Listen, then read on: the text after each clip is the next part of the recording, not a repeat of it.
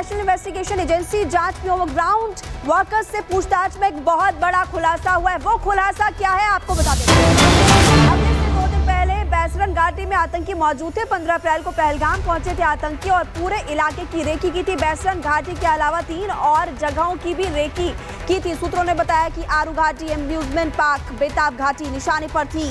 वहां पर भी अटैक करना था। 20 से ज्यादा ओवरग्राउंड वर्कर्स की पहचान की गई है। कई ओवरग्राउंड वर्कर्स की गिरफ्तारी हो चुकी है। 4 वर्कर्स ने आतंकियों की रेकी करने में मदद भी की थी। आतंकियों ने 3 सैटेलाइट फोन भी इस्तेमाल किए। सूत्र बता रहे हैं कि आतंकियों के 2 फोन के सिग्नल जांच एजेंसी ने ट्रेस किए हैं। 2500 संदिग्धों में 186 लोग हिरासत में हैं। घाटी के अलावा 3 और जगहों पर रेकी की गई सूत्रों के हवाले से खबर मिल रही है। आरू घाटी, एम्यूजमेंट पार्क, बेताब घाटी निशाने पर थी। जतिन, ये बहुत बड़ी खबर हाथ लगी, क्या कुछ और जानकारी? बिल्कुल, देखिए अभी तक की इन्वेस्टिगेशन में सबसे बड़ा अपडेट है। हर कोई ये पूछ रहा था कि आखिरकार आतंकी बैसरन घाटी कब पहुंचे। उसका जवाब अब मिल गया। 15 तारीख को पहलगाम पहुंच गए थे और 2 दिन पहले यानी कि 20 तारीख को वो बैसरन घाटी में मौजूद थे और उन्होंने जो हाइड आउट बनाए हुए थे वहां पर वो लोग रह रहे थे और 22 तारीख को आतंकी गतिविधि को अंजाम दिया गया। दूसरा सबसे बड़ा डेवलपमेंट इस केस में ये हुआ कि बैसरन घाटी पर हमला करने से पहले आतंकियों के निशाने पर 3 और लोकेशन थी, जिसमें आरू घाटी शामिल है, जिसमें अम्यूजमेंट पार्क शामिल है और बेताब घाटी भी शामिल है। इन तीनों जगहों पर आतंकी वारदात इसलिए अंजाम नहीं दे पाए क्योंकि सुरक्षाकर्मी वहां पर मुस्तैद थे, अलर्ट थे और कोई एस्केप रूट नहीं था आतंकियों के पास कि आरू घाटी या अम्यूजमेंट पार्क या बेताब घाटी में आतंकी हमला करने के बाद किस तरीके से वहां से निकला जाए। यही कारण था कि 2 दिन पहले आतंकी बैसरन घाटी पहुंच जाते हैं, वहां पर ही रुकते हैं और पूरे इलाके का मुआयना करते हैं, रैकी करते हैं। यह भी जानकारी मिल रही है कि रैकी करने में 4 और ओवरग्राउंड वर्कर्स द्वारा मदद की गई है और ये डेवलपमेंट और ये जो इन्वेस्टिगेशन जो है वो ओवरग्राउंड वर्कर से पूछताछ के बाद जतिन, ये भी जानकारी है कि आतंकी सैटेलाइट फोन का इस्तेमाल कर रहे थे और जब जांच एजेंसी ट्रेस करती है तो ये पता लगता है कि आतंकी अभी भी भारत की सीमा से कर रहे हैं। आपके पास आएंगे, लेकिन एक और बड़ी खबर एनआईए के महानिदेशक आज पहलगाम जाएंगे। बड़ी जानकारी मिल रही है, एनआईए के महानिदेशक आज पहलगाम जाएंगे। बड़ी खबर, एनआईए की टीम लगातार पहलगाम आतंकी हमले की जांच कर रही है, कड़ियों को जोड़ा जा रहा है। इसके अलावा जो प्रत्यक्षदर्शी रहे उनके बयान भी दर्ज करवाए जा रहे हैं, चाहे फिर उसमें खच्चर वाला हो, दुकान वाला हो, जिपलाइन ऑपरेटर हो। इसके अलावा आपको बता दें जो आतंकियों के डिजिटल फुटप्रिंट्स भी मिले हैं, वहां से भी कड़ियां जोड़ी जा रही है। लेकिन एनआईए के महानिदेशक आज पहलगाम जाएंगे। जतिन, ये बहुत बड़ी खबर, एनआईए के महानिदेशक आज पहलगाम जाएंगे। एनआईए की टीम लगातार कई दिनों से इस मामले की जांच कर ही रही है।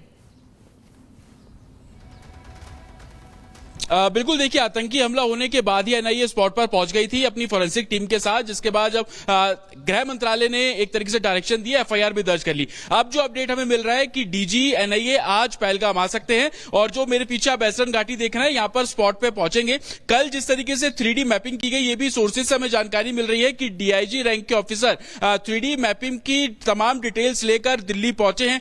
डीजी एनआईए को इस पूरे मामले में डायरेक्शन जो है वो दी गई है, वो रिपोर्ट दिखाई गई है, वो 3D मैपिंग से जुड़ी जानकारी जो है वो दी गई, जिसके बाद ये जानकारी निकलकर सामने आई कि खुद एनआईए के जो डीजी हैं वो पहलगाम आ सकते हैं। हालांकि थोड़ी देर में वो कितने समय पहुंचेंगे, उनके साथ कौन कौन लोग होंगे, वो तमाम चीजें क्लियर हो जाएंगी। लेकिन सबसे बड़ा डेवलपमेंट इस केस में यही कि इस पूरे मामले में जो कल 3D लेजर मैपिंग की गई उस बारे में जानकारी और डिटेल जो भी एनआईए को मिली है वो एनआईए डीजी को दी गई है। ये भी जानकारी मिल रही है कि एक डिटेल रिपोर्ट तैयार करने के बाद एनआईए की इन्वेस्टिगेशन में अभी तक क्या कुछ निकला, ये गृह मंत्रालय को रिपोर्ट के तौर पर सौंपा जाएगा, ताकि गृह मंत्रालय भी आगे जो उनको फैसले लेने हैं, आगे जिस तरीके से उनको काम करना है वो आगे काम कर सके। गृह मंत्रालय ने बिल्कुल क्लियर नोटिफिकेशन जारी कर दिया था कि इस पूरे आतंकी हमले की जो जांच है वो एनआईए करेगी और उसके बाद से ही लगातार एनआईए की टीम मौके पर है। लेकिन अब जब डीजी के इन्वॉल्वमेंट की खबरें सामने आ रही हैं और कल जिस तरीके से घाटी पर तकरीबन 6 घंटे तक 3D लेजर मैपिंग इस पूरे इलाके की गई, ये जानने की कोशिश की गई कि आतंकियों का एंट्री पॉइंट क्या है,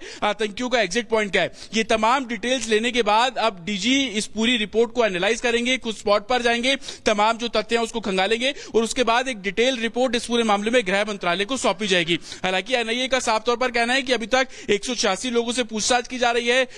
पूरे बैसरन घाटी के 5 किलोमीटर के दायरे में जितने भी लोग हैं, जिनकी दुकानें हैं, जिनके घर हैं, जो घोड़ा चलाते हैं या किसी तरीके से टूरिस्ट को फैसिलिटेट करते थे, उन सभी से पूछताछ की गई है। तकरीबन 2500 संदिग्धों से जो जांच है वो अलग अलग इलाकों में, चाहे वो जम्मू कश्मीर का इलाका हो, नॉर्थ कश्मीर का इलाका हो, साउथ कश्मीर का इलाका हो, इन सभी जगहों पर जतिन लौट रहे हैं आपके पास और ज्यादा जानकारी के लिए। बड़ी खबर अपने तमाम दर्शकों को बता दें, भारत पाक तनाव के बीच किसानों ने अपनी फसल काटी। किसानों ने गोलीबारी के डर से फसल काटी है। फसल को घर ले जाकर भंडारण कर रहे हैं किसान।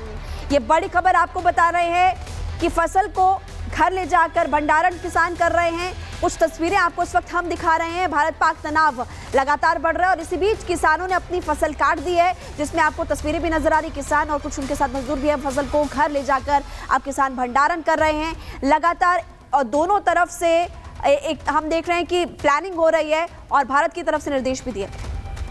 जम्मू कश्मीर की सरहदों पर लगातार पाकिस्तान की तरफ से युद्ध विराम का उल्लंघन जारी है। इसका सबसे ज्यादा दर्द जो है वो यहाँ के आम किसानों को झेलना पड़ रहा है, क्योंकि उन्हें इस बात का अब डर सता रहा है कि कब पाकिस्तान की तरफ से फेंकी गई गोली या पाकिस्तान की तरफ से शेलिंग उनके खेत में ना हो या फिर उनकी फसल इस साल बर्बाद ना हो जाए। यही कारण है कि जम्मू अंतर्राष्ट्रीय सीमा से सटे अरनिया इलाके के किसानों ने इस बार ये फैसला लिया कि इस बार फसल की कटाई जो है वो तकरीबन 3 से 4 हफ्ते पहले ही कर दी जाएगी। इस वक्त हम अंतर्राष्ट्रीय सीमा में मौजूद हैं। सरजीवन से अगर कहूं तो आपको इलाका भी दिखाएंगे कि ये इलाका जो है सरहद से तकरीबन 1 किलोमीटर की दूरी पर है, यानी कि पाकिस्तान की तरफ से फायर किया गया कोई भी बुलेट या राउंड जो है वो भारतीय सरजमी पर गिरेगा। और कहीं ना कहीं इन किसानों के लिए यही सबसे बड़ा डर, चिंता का विषय है। यहाँ पर आप देखेंगे तो फसल जो है वो पूरी तरह से पैक हो चुकी है और अब फसल को जो है यहाँ से ले जाया जाएगा। यहाँ पर इस तरफ मैं सरजीवन से कहूँगा आपको दिखाएं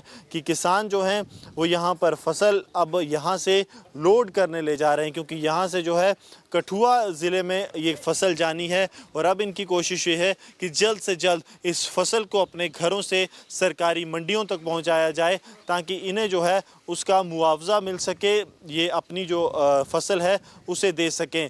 हर चलते कदम के साथ किसानों को इस बात की कहीं ना कहीं संतुष्टि भी है कि उनकी जो साल भर की मेहनत है वो अब रंग लाएगी और इनकी फसल जो है वो मंडी की तरफ रवाना है।